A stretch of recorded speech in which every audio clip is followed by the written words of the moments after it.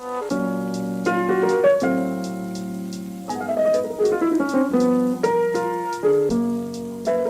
I am back with a new miniature makeover, and this is a space that I have been wanting to make over since I've moved into this apartment, but it actually wasn't even on my mind until recently because for some reason oh, by the way, I'm remaking over my kitchen. I don't know if I mentioned it. But since I am renting this apartment, redoing the kitchen was never really something I thought that I could do very well or even make like such an impact on, but I've been doing a ton of research and just purchasing some new things that I'm gonna be trying out in the kitchen with you guys, and I think we can really do a really fun kitchen or small kitchen makeover. I live in a 2-bedroom Los Angeles apartment, so you can kind of imagine the kitchen size. It's nothing too insanely big. It's probably like an 8-foot by 8-foot square, honestly, and I wanna add a little bit of a visual interest to it. So over the next couple days, I'm just going to be redoing the kitchen space and bringing you guys along with me. And if you're not already, make sure to subscribe to my channel. I post brand new DIY and home decor videos every single week. Click the bell icon, do whatever you please, but you wanna be notified when I upload new videos because you guys are gonna love this one. So let's get started. All right, so here is the kitchen space, just so you guys can see. As you can see, it is pretty small. Like when I walk in here, there isn't a ton of walking space. So as you can kind of see, I've been working over here, by the way. The living room's here, there's like a little bar area here, and then the kitchen's right here.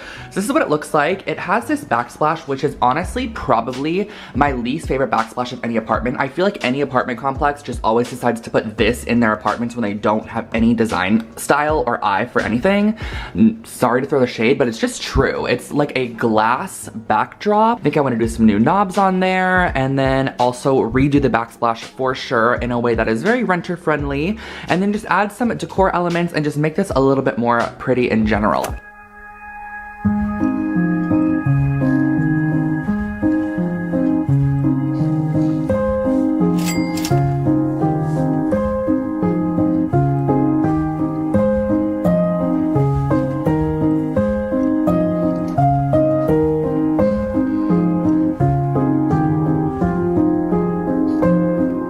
Down this row, and now I'm getting into an area where I'm gonna have to cut a little notch out. So basically, as you can see here, I need to cut out a space to where this goes around.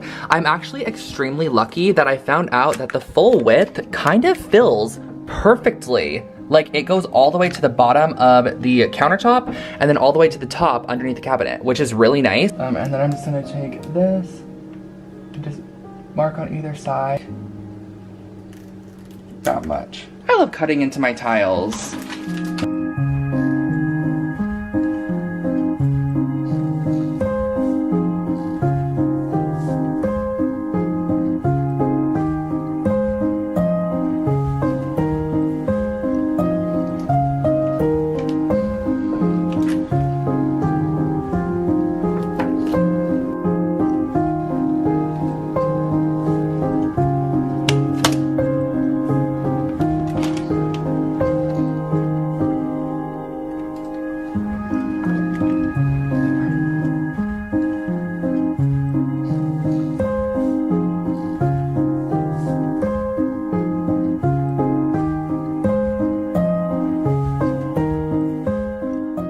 So here is the finished first wall. This is like the main area because it has the biggest area of backsplash on it. Looks so good, but I'm gonna go in now and just cut off these excess tiles here. There literally are only 2 tiles in this whole thing, these ones right here, that have a little, like, not air bubble, but the tile that was underneath actually stuck out a bit. So those just have some character. Not too concerned about those. And I got it to go all the way under here. I had to do a little bit of patching right here. If you can tell, these are like little tiny strips. Also still gonna be doing this whole section here, all the way around here, and then also up kind of behind the refrigerator there. All right guys, I stopped by at Goodwill and I'm with McKenna. We actually just went out to like brunch. Kind of found out that we live a block away from each other. Literally a block away from each other. We can walk back and forth. It is crazy. So we wanted to stop by the Goodwill because I was like, I'm doing a kitchen makeover, so let me see if I can find anything in here. We're just looking around. You already went here this morning. I did. Yeah. I was here this morning. You saw my story. I was like, oh my god, I already like. She already got all the good stuff. I'm gonna need to come over and seal it. So we're gonna see if we can find anything. But it's now a couple days after I did the first filming section, which was kind of putting down the brick, and I actually, in the meantime, finished all of the brickwork. It looks so good. These peel and stick tiles were actually pretty easy to work with, so I do highly suggest them. I'm gonna make sure to link them below for you guys, because if you want like a quick and easy kitchen fix, I feel like this definitely makes a great impact. I actually also did it on the side pieces here, well, only on this side, so it kind of wrapped around, which I think looks really pretty. And then last night, my roommate and I did a little bit of shopping. We went to Target and Home Depot. I have to head into Home Depot pretty quickly just to get a couple of items. I'm actually not gonna spend very much here at all. I just need a piece of wood cut down and some rope to create this hanging shelving unit that I want to put above the sink. For the hanging shelf, I'm going to pick up this 6-foot piece of common board, and it looks like it's probably about 6 inches wide as well. This is going to be perfect to cut down into 3 22-inch sections. Making a quick stop at Target, which seems to be my favorite place to shop at ever. I'm wearing a flannel because it's still November, and I'm really excited because I'm gonna grab a couple of stuff for the kitchen makeover. I'm actually in like the hearth and hand section, and I'm just kind of looking for some things that might look good in the kitchen, but I'm trying to keep it very budget friendly. So far so good. I picked up these 2 little canisters. This is a little sugar one and then a flour one, which I think will add some nice texture to the countertops, and it has the wooden tops, which I wanted just to add that warmth factor. And the same thing, I added this marble and wood paper towel holder. It's just a little bit nicer than the one we currently have, and I definitely think it was time for an update on this. I saw it in Exo McKenna's kitchen makeover that she put this rug in there, but she actually got the runner version of this rug. But I found that they had a little miniature version, which I think would go great in front of the sink since the space isn't that big in the kitchen. It also matches my shirt, which is quite nice, and I think this is really cute, and it's a bit cheaper than the actual runner. How much is this? This was $19.99, and I believe the runner is like $50. Oh, Marie, they do have the runner. It's right here. 7 feet long. This is 7 feet long, so I feel like maybe just this will be a nice element, because this is $44.99 and this is only $20, which gives me $25 more to put somewhere else. I'm going to be adding handles to all of the drawers and cabinets, which I got from Amazon, which I will show you guys in just a second. They are so good and affordable. And then also creating this DIY that I have for this wall here and decorating. So let's just get started. So the handles and the knobs that I got for the kitchen are so good. These are the little handles that I got. They look like this. They're in a black, like just kind of farmhouse vibe. And then the other handles I got are these ones, which are the longer ones for the actual cabinets. And then these ones are gonna be for the drawers. They're from this Amazon brand called Revinte, and I'm gonna link these below for you guys because I think I got 10 of these and 15 of these, and the total was like $32 with shipping. But let's get started with putting these on the actual drawers. So I also took a little bit of cardboard from the top of the packaging, created this template here, which basically allows us to put it over the top of the cabinet, mark your holes, and then just repeat on all of them. So everything is gonna be perfect, and we don't have to do measuring on every single one.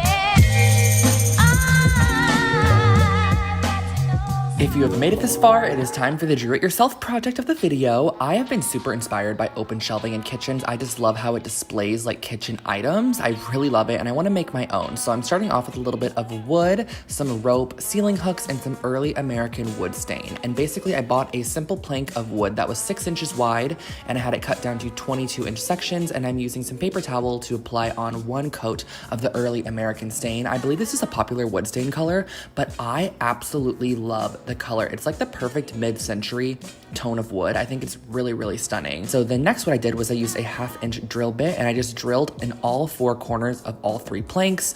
That way we're able to then string through our rope. And just to give you guys a guideline, I actually just cut like 12-foot sections of rope just to be safe, but you can really cut however much you think that you're going to need, and then you're going to string it through your first plank.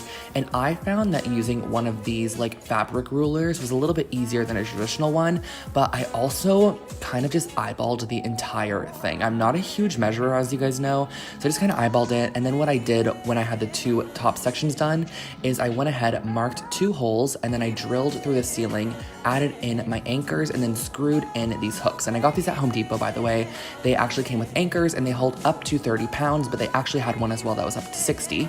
So the next what I did was I just strung through my second shelf, and I had my roommate hold it just so we can kind of gauge how it's going to lay. I do suggest adding something heavy to each shelf as you work down, and then once you have all your knots, what I did was I actually went ahead and tightened them and then added a bit of fabric tack to each of the knots just to make sure that they stayed, cut off the excess, and that was the finished hanging shelf.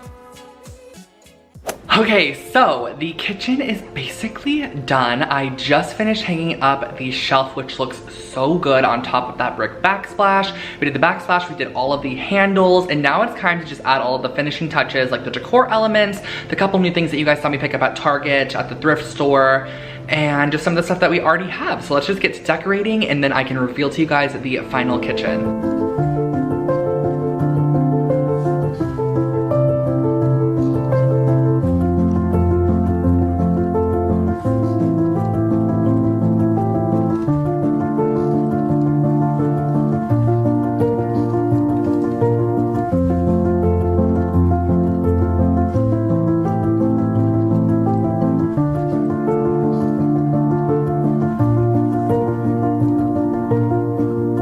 It is time for the reveal, so let me share with you guys the kitchen in 3, 2, 1.